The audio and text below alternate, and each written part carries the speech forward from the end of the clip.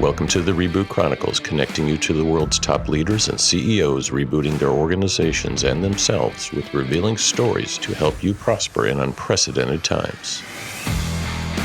I'm your host, Dean DeBias, and as a serial CEO who's led dozens of companies that created thousands of jobs and billions in revenue, my passion is uncovering powerful lessons that can inspire you to reboot your organization, your career, and your life. Listen and subscribe wherever you get podcasts or at rebootchronicles.com. Welcome to the Reboot Chronicles. Today we're joined by a visionary who literally reimagined how the world experiences candy. Dylan Lauren is the CEO and founder of Dylan's Candy Bar, an empire that blends the whimsiness of childhood and sophistication of fashion, pop, art, culture, and much more. Since opening around the turn of the century, that sounds like a long time ago, Dylan has grown into the world's largest confectionery emporium and a multi-channel lifestyle brand with over 7,000 SKUs across categories from gourmet sweets, nostalgic treats, fashion, accessories, home decor, even more. We'll find out what she's up to next. Flagship stores in New York City, LA, and the Hamptons, plus a growing presence in airports. Many of you have probably seen department stores and e-commerce. The brand has become a go-to destination for both everyday indulgence and high-profile partnerships. We'll get into that as well. Often called the Candy Queen, it's a great name, Dylan has not only built one of the most iconic brands in retailtainment, but she also has become a cultural force, merging sweet nostalgia with cutting-edge design and philanthropic purpose, which I love because, you know, it's not just about candy. It's about creativity, experience, connection. And her book will show you how you can experience it and unwrap the sweet life. Dylan, good to see you. Good to see you too. Thanks for having me. I love your stores and love the candies, and just happen to have some here that I'm going to devour pretty soon that I'm holding up. For those of you not on the video, you've got to see the packaging. It's just so fun. But, you know, many brands, they try to create experiences, but you've created really a whole new world. And I'm just curious, when you first imagined, Dylan's Candy Bar, is this what you thought of? What were you thinking at the time? What was I thinking? I was looking, around for my own self-consumption for candy stores that had all the products I had seen in travels and in different states. And I was looking, and didn't find a store that was actually fun that had candy. Everything was sort of like, slat wall with bins and, not really clean. So what I created with Dylan's Candy Bar was what I was, imagining in my head. I've always loved candy, and since I was, like 6, I guess the story's out. I saw Willy Wonka, and I loved that movie, and just the idea of creating a candy store that had the set of Willy Wonka or some of the inspirations, plus all the candies I had seen in my travels, and bringing it into New York City as the first flagship was sort of what I envisioned, and it's come out to be, my dream. So I'm very happy. Yes. I love it. So you wanted to basically live in Willy Wonka's world, Yes. and you just decided to build it because you're right. Most candy stores, they're for kids. They're not entertaining the kid. Whatever. Let's just get in, get your candy, Yeah. get out of your kid. Yeah. But what I love about it is like it's for adults. I mean, I Yeah. get excited about this And stuff. that was a big part of the mission for the brand. We say to ignite the inner child in everyone who visits, because I think Yep. the goal of Dylan's Candy Bar is more than just a candy store. It's like you go in, there's pop art that is candy inspired. There's candy apparel, lifestyle products from cups and candles to we used to do plateware and all these different products that adults use, because adults love candy too, and why not feel like a kid again? Yeah, Olivia, moving into plateware. We just had the CEO of, or the founder of Crate and Barrel on, and Cool. how what they have turned into a whole industry Yeah. that people are adding housewares is amazing. A lot of people describe you like a mix of Candyland, Disneyland, pop art, Lord knows what else, names Right. they're using. And did you have a lot of childhood influence besides the Willy Wonka stuff? You just happened to grow up in the fashion space. Yes. Was that a big influence on you? Definitely. I think, having my dad being a designer, Ralph Lauren, seeing his brand grow from a tie to a lifestyle brand, and seeing the way there was so much detail in all the stores and the aesthetics of, Polo Sport having a canoe literally hanging from the wall, and the door handles being weights, like the silver of weights with the texture. Yes, I yes. really learned to pay attention to those aesthetics, and, looking at fabrics, with my dad, and loving color, that all of these things were inspirations, but also just my own love of stores like Toys R Us, or, FAO Schwartz, and how they were really oversized, like, toy stores that are just filled to the brim. Um, I love stores like Nike Town, where it was like a retailtainment for sneakers, and you could see the sports playing on the monitors.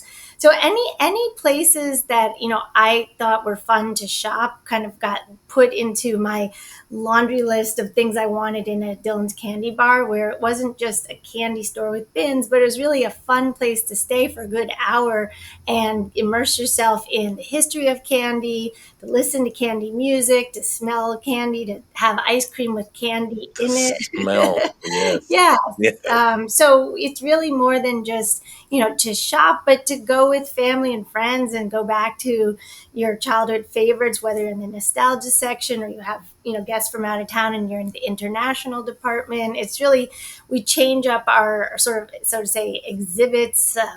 Whether it's a different holiday, there's Valentine's Day themed candy, and then you have Easter, and there's Halloween, and there's graduation. So you never know what you're going to get, but it's always changing like fashion. So, Yeah, I like that. I like though you kind of mashed up everything, and the influence of your dad was probably so helpful. But by the way, what I mean, I'm wearing one of his shirts. good. Just Yeah. probably can't see it. My son tells me I should get. I think I've had this since high school. He's like, "When are you going to get rid of that shirt?" I'm like, "Never. No. This fabric is never. It's not coming back." It looks good. But what was it like growing up with Ralph Lauren as your dad? I I can't It's imagine. been really nice. My dad is, to me, my dad. He's definitely inspired me in so many ways. Really, just being a business owner who's very humble. Everyone who works for him really respects him for just being a kind person, but also having a vision and a gut instinct that he sticks to. And, Yeah. he's like a real artist. My grandfather, his dad, was also a painter and an actor. And so the artistry is in our family. And just learning, like, to really pay attention to the details, and everything I put my sort of hand on, whether it's the product or the store designs or, whatever we do, I'm very involved. And I've seen that through my dad. It has my name on the door, Dylan's Candy Bar. So it is a representation of myself. And, I learned from my dad, like, go with your gut and make sure your vision and you're represented the way you see your brand to be. So, yeah. Yeah, exactly. I grew up in a retail family. My dad was a big shot at like the old school department stores, and I learned a lot of leadership lessons. For what did you learn from your dad about kind of the leading an enterprise like this? I mean, retail, it all sounds glamorous, but it is messy. It is tough. It is Yeah. just keeping the lights on sometimes is a difficult, um, especially in the Roaring Twenties here.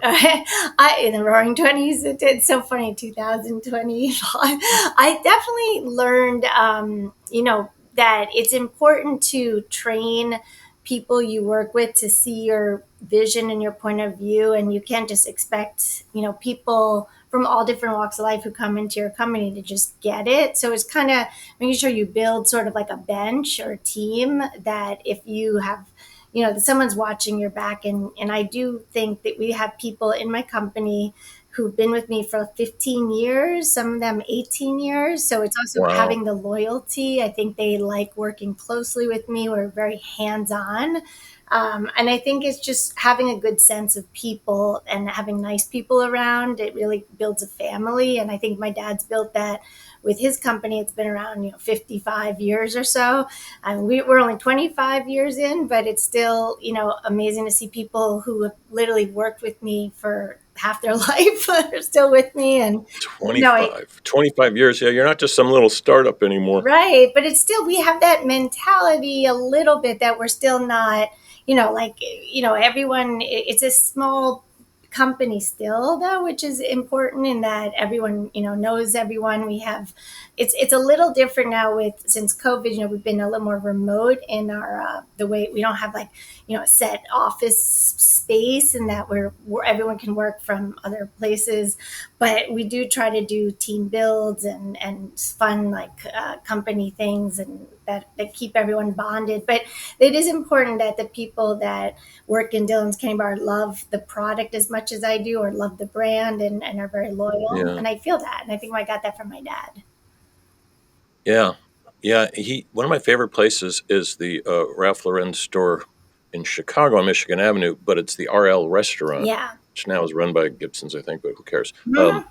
It's an immersive environment that's recreated. Like I'm going back into time. I'm in a London pub. I'm a club somewhere, Right.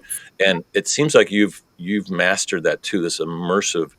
And my question there is really, most retailers have screwed that up. It's just a cattle call or this or that. Yeah. I mean, we had the CEO of JCPenney on. He's trying to make them more, Oh. maybe not immersive, but a little more experiential. Apple's probably one of the best ones, but it's a very minimalist, Yes. immersive experience. What can retailers learn from you guys that can help them? I think if the person who is building the stores, or person, that, like for me, I'm the one who's created the vision. I'm very involved in the production of the stores. I literally, the candy that we use as the fixturing is candy I personally like. I like the colors. I like the textures. I show it to the architects and the store fixture designers. That's, Everything ties in your yeah. brand. It's amazing. So I want to love everything and be, and again, I'm very hands on in that. I don't want it to feel like a store with slat walls and metal. Our materials are not cold, I think. So we want the consumer to feel comfortable in the environment. And so it's important. Also, we have the music, so there's the ambiance of candy songs playing. We have televisions with candy commercials, so you're sort of really entrenched in the candy land. It's Yeah, important. yeah, exactly. Yeah, you've got such a good design flair and creativity. And I was going to ask you, what do you obsess about the most? But Mhm. you just said it really. It's the feel, the touch, the music. It's everything. It's that. It's not just one thing. I think that's the lesson there. It isn't just one thing, but I would say color is something Ah, that's color, really happy important. colors in your case. Happy colors, and I know my 9 brand colors. I've stuck by them. I When I was first designing the packaging for the store in the shopping bag, I have a lot of So colors. I'm holding this up. This is kind of your color palette That, almost. yes, and Without revealing the product, it's yeah, and I interesting. wanted black in there, I'm glad you which have purple in there because yeah, that's our color. it's That's purple, all I care about. turquoise, pink, red. But if you go through a Pantone book, there's 1,000 shades of every color. So I'm very specific with which Pantone. And when I get things back from a printer, if it's not printed right, I'm not afraid to change it a few hundred times to make sure it's perfect. Because I think Yep, the branding is all in having the right colors and the logo being correct. And, that's really totally agree. important Yeah. to be consistent. You whenever ask CEOs about what do you obsess about, they're like, "Well, I'm not obsessive." They're like, "Well, I am," because if you obsess about the important things, the culture of the brand stays with the company, and Yeah, it's super. so a lot of times we outsource that to an agency. It's like, no, no, no, No.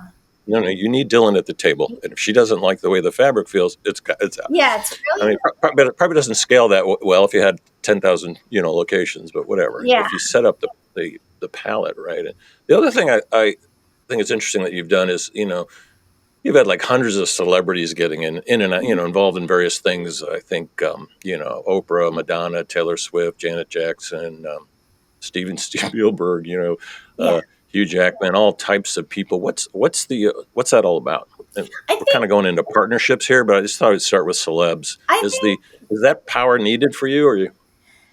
Yeah, I think that it just proves that everybody loves candy. I mean, a lot of these celebrities just Ah, come to the Dylan's Candy Bar locations, whether they're in New York or LA or wherever our stores are. They just love candy. I think, and they trust that Dylan's Candy Bar is a good, reputable brand with good products. We've had many celebrities' kids' birthday parties in our stores, and oh, even I like bet that themselves that, like have. that's got to be the hot ticket in New York and LA. Yeah. I'm invited to a birthday party at Dylan's. So, oh my Yeah, gosh. so and sometimes people do party on the go where they'll hire us to bring like a candy buffet to their house. So it really depends, but they like the color palette and the products and the way we lay them out. It feels like really fun and hip. It's not just like a kiddie kind of thing. So it's good to we do. We've done a lot of animal related charity events with a lot of celebrities on the board, and they think it's really Yeah, you've got perfect. Dylan's Candy Barn, I think. Yeah. It's your whole nonprofit. Big, Yes. big. What's going on there? Well, that's a very important part of the brand in that obviously we love animals. I love animals, and our mascot is Chocolate and Vanilla the rabbit. It's a giant chocolate bunny sculpture when you walk in, but we've created a lot of product that percentage of proceeds go to Dylan's Candy Barn, which then funds other charities we're partnered with for the time. So we've done a ton of work with Best Friends Animal Sanctuary and Second Chance Animal Rescue, and just all the different humane society to local charities, and just helping animals find what we get a home sweet home. We're really big on adoption. Most of our staff has a family member, which is a furry friend, and most of our Hmm. customers have Yeah. found one at one of our store adoption events. We just try to get all the animals into homes because it's a shame that they get put down and they don't need to be. So we're also, pro spay and neuter, so the population doesn't get crazy. So, yeah, Yeah, but the other thing I like about what you're doing is even though you have some strict brand rules and experiential rules, it's important to maintain the brand integrity. You're also very open to partnerships yes, and doing deals with. We talk a lot about build by borrow on the program, and helping companies. We can help them with massive partnerships that not just accelerate their growth but extend the brand. And right. how's that worked for you guys? It's been really cool. I mean, we've been somewhat on defense in that a lot of companies have come to us and said, "Hey, can you do candy? We're trying to attract, a cool crowd Yeah. or, the sort of colorful crowd." So we've worked with tons of major companies from the sports sack. We did bags we're making duffel bags and handbags all over Asia. We did Sephora. We did a line of beauty products, bath and body products. I saw that. Yeah. Love Shack Fancy, which is our one of our latest partnerships, which we're redoing again because it was so successful. We did a Valentine's Day collection, and it's really appealed to like a lot of women from ages 8 to ages 88. That they love the clothing. What's exciting soon is coming up, which I have actually on me, is Wheel of Fortune approached us. They have a very similar color palette with their wheel. So Oh wow. Let's these are see. some of the What do you got? products that are coming out. This is kind of hard to see in the light. This is chocolate bars that sort of mimic their board. Wheel of Fortune Um, chocolate bars. yeah, this Whoa. is the gold coin. It's a really edible coin. This is going to be amazing. This is a tackle box. In it is candy that is shaped like the different products. Like I can't really give it away yet because it hasn't launched just yet. It'll Yeah, be yeah. coming out soon. Keep that one under wraps. But Yeah, and we're doing a whole thing. those of you not on the video feed, she's holding up all these cool products. The Yeah, Wheel of this is Fortune. going to be awesome. This is like the wild card. Solve the Whoa. puzzle, enjoy a sweet treat, and they're sweet, sour. We've just basically curated a really cool collection. This is also fun. They have like this travel sweepstakes, and this is a pink can, and the top is a spinner. So we've That'll be a big seller. Yeah, it's nice and small. it's fun. It's like but each product, what we love to do is take both the candy, the shapes of candy, the flavors, and kind of theme it. So there's dollar bills and coins, and this one is for their travel week. So we have shoes, but they're gummy shoes, right? They're not just like, they're just fun Gummy shoes. Oh gummy no. shoes. We have palm trees in here that are made with chocolate. I mean, you name it. Like we source candy from around the world and of different products. So everything is really just fun and whimsical. And Wheel of Fortune's very different, let's say, than other partnerships we did. We in the past we also did like Williams Sonoma. We did their plates and that was like fun for serving for parties and dinnerware. It really, the sky's the limit. We've done baby strollers with McLaren. So it's like major luxury brands that Yep. Harajuku with Gwen Stefani with like candy that they wanted. So perfume. Yeah, not to get get too textbook, but there's many types of partnerships. We'll just pick apart two. So those are like product partnerships Yeah, where you're, I'm not sure who's licensing who, but it's accelerating both. But what about distribution partnerships? yeah. Increasing your footprint over the next 5 years. Where do you see that going? You're already moving into licensing deals with airports. What Yeah. else is coming up? Well, the airports has been a great partner for us because it's we Perfect target market. yeah, and it's easy because people are traveling and they get they want to have snacks when they go or they want to buy gifts for the someone they're visiting. So we're in several airports, and that's been a fabulous partnership. We also have partnerships with hotels and department stores. Currently, we're with Neiman Marcus, which has been fun. But all the it's been interesting along the years. Like what we had a shop and shop in Bendel's and Barney's and like these stores that are Yeah. iconic in New York are all over the place. So we were in Holt Renfrew in Canada for a while. The department stores and also the hotels are great because we're trying to kind of launch more shop and shop, so it feels like a resort. We're going to be in the Atlantis pretty soon. We have a store going up down there, Dylan's Candy Bar store. So, I don't want to be everywhere. I'm very selective to the brands I Yeah, resorts and travel is a great category, though. yeah. So, People are in the mood. It's like this episode. I usually don't smile this much. We're talking about candy. but we're It's just, looking, yeah, it's easy. This yeah, isn't brain surgery. we're looking Uh, for places that are the right partner, have the right target audience. I think that's been a great way to expand the brand. But the business partnerships, whether it's a department store, allows for the stores, but the product ones are great because then we can really build the lifestyle part of our brand. So we're not just a place if someone doesn't really like to eat candy, but they like to look at the patterns and the colors of candy as much as I do. We that's have good. Yeah. So you apparel. tie in all these different user groups, Yeah, affiliations, brand.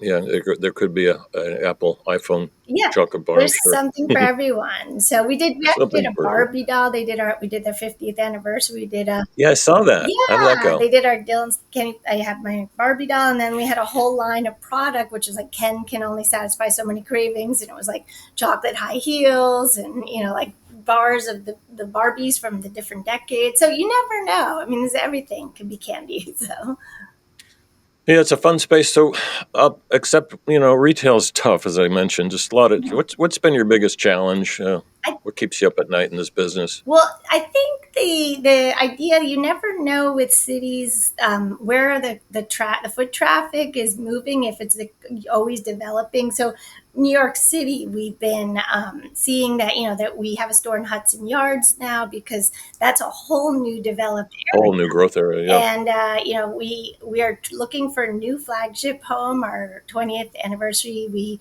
decided to move from Third Avenue, so we're looking for a new space. But it's fun, but it's also weird, like how all of a sudden there's a whole new areas in New York. One time, Yeah, there is. Times Square comes to mind. What is the M&M store still there? yeah, I do like that area. I think for Dylan's Candy Bar, we're looking a little less for Times Square, a little more, Yeah, we're sort of yeah. luxury and fashion. So Maybe a mini one there, just a little pop up. maybe, but in East Hampton is one of our actually most like visited stores. Even though it's smaller, it gets people from around the Really? world who are there for the summer from Europe.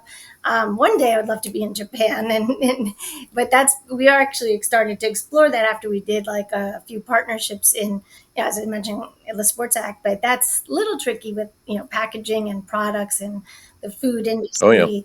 But it's always fun to look at new locations. But I think LA is a great location for us. We're by the Grove Farmers Market area. We're actually renovating now, bringing in a whole ice cream and ooey gooey sort of fudge and chocolatey section with cotton candy and stuff. So that will be up soon. I'm excited about it. Yeah, Do you do a restaurant like American Girl doll kind of thing? we have a cafe. We call it our dessert parlor cafe. Cafe. Yeah. It's not so much food as it is like ice cream sundaes and crank Even machine better. ones where you mix in thousands of candies. Yeah, Yeah, really fun. We exactly. have like these fun ice cream cones that are dipped in marshmallow fluff and then rolled with all our customized sprinkles. And then you have the ice cream we have is really delicious, by the way. If you ever there's one called Marshmallow Clouds, which is my favorite. If you ever get by one of those, that's in LA and East Hampton this summer. But those are delicious. Yes. I got to try that one. Yeah. And fudge and, brownies, all these things. Yes. How would so you've probably been through a lot of reboots. 25 years is a Yeah. long time. Yeah. What's have you is it kind of ebbed and flowed, and economy? You've been through some up and down economies Yeah. too. You probably had to readjust and start over in some towns. I would say, one of the big challenges, I guess, for most brands, I think, was COVID, but also for Oh us, yeah, since tough. we're a candy, very tactile store. So we, in a good way, it pushed us to bag our own bulk candy because, one of our concepts is like we have hundreds of bulk candy, stuff you can pick and Which is mix. better for e-commerce anyway. That's Yeah, good. so it actually forced us to focus on e-commerce. I mean, I'm really hands-on and like all the photos you see, I look at the photo shoots now, and whereas before I was so invested in the actual just the retail, it's a whole nother customer. But I would say, yeah, e-commerce, focusing on that and focusing on packaged product that's just impulse because of our airport stores and because of when COVID hit, you see people are a little more careful about holding a scooper and scooping around. There's also, the Yeah, nobody wants to go in there. No, yeah, exactly. but there's the Let's people stay- who don't, they're more casual now. But it's just the idea, there's the people who love to customize and the people who want the Dylan's Candy Bars team to make it for them. So just kind of getting a sense of what the customer loves and making sure whatever we're packaging is like popular mixes. It's an important one. So that's been fun, and just making sure we're with that there's allergens and health issues that you have to keep up with. The FDA puts out, so changing our Oh label boy, laws. I mean, that that's doesn't that one. doesn't sound like fun at all. It's But tricky though because I what, love graphics, and I think packaging it. A lot of our stuff are yeah. gifts, so you have to kind of balance where you put the nutritionals and where you put the beautiful designs. You mentioned e-commerce. My guess says that could quadruple the size of your business again Yeah, and again. yeah. Um, yeah. How's that? Do you have like one fulfillment place? And are you making most of these products yourselves? I We forgot to ask you that. Well, we work with hundreds of companies. We go to the candy trade shows, the fancy food shows, the international food shows, and we work with existing brands that have factories, but we go in there and we're like, can we add, can we make this lollipop twice as big and change the swirl So, colors and add yeah, these flavors? So essentially, kind of the co-packing model. Yeah. it's not just, it's like literally the whole design. Like we work with major companies and smaller mom and pop shops who, like, for is it Christmas, we're doing this whole thing with a very small but beautiful candy cane sort of vendor, works with ribbon candy and candy canes and is making literally baskets out of that sort of barley sugar, where Santa Claus is going to be in the basket with, but it's all handmade. And so we've been saying, can you make, Santa Claus's outfit pink? Can we make him blue? Can we make him a little more pop than just traditional? And, it's just fun to play with the artistry. We're working with a chocolate vendor making an oversized Santa Claus that's like, I guess it's like 3 feet tall. So you'll see when that comes out. It's all different. And then, Valentine's Day will be a whole floral palette and whole different Yeah. thing. So different Yeah. roses. You have red in your color palette, so that works. Yeah, yeah. For some reason, I Mhm. can't get away from that color on Valentine's Day. I always thought it was the wrong color, but Yeah. you've got a lot going on. Yes. You're juggling a lot of balls. Couple of questions there. What's your leadership style, and how do you manage it? You've got a family, you've got kids, you've got a lot going on. What did you say? What's my what style? Your leadership The style, leadership yeah. style. I I get how you kind of run I get your design flair, and that's very hands on. Yeah. But yeah, in I would terms of say I'm very passionate about candy and the products, and the people who work with me either pick up on that and they're people who are passionate too, but get energy from that. And I think that's cool. Like, that's fun to have a team of people are all like around, kind of going for the same thing. We want to make the world a sweeter place. Mm-hmm. But I Yeah. think I'm not a traditional, like, I guess, desk office worker. I really like to have walks with people I work with and talk through product, or sit in cafes and draw things. Like, I'm more artistic and more casual and more hands-on. I would say I'm really involved in the creative. I'm not liking to be behind a desk all day. So it's like, let's go and see the inspiration. Let's go to the candy store and really look at things. So I think people Which, enjoy yep. that. Yeah.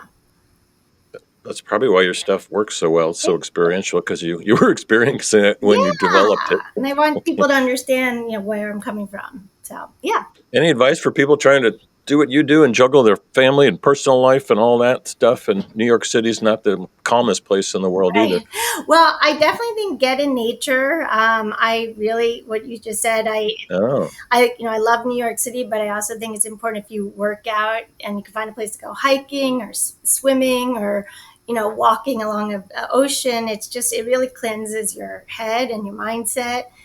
There's a lot of noise, I think, in the cities, so definitely trying to get to the country. But if you're in a city, there's a lot of inspiration there, and I think treating it like you're a tourist, where you go to different neighborhoods. I mean, I was just down in City Hall area, and I noticed all these new buildings, which were very inspiring, and parts of the city I never even saw because I'm all the way on the other side.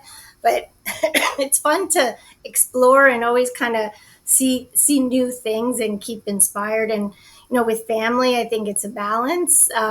So it's like, whatever you're doing, be focused on that. But if you're worried about business while you're at the dinner table, that's like, your family's going to pick up on your not being focused there. So it's kind of like, it's the quality, I believe, not as much the quantity, although it's important to spend time, but try to be in the moment. And also, just with business, I'd say follow your gut and your instincts. If you are running your company, you kind of don't want to take in too many opinions, and then you blur where you really, what you really had in mind. I think that's important as well.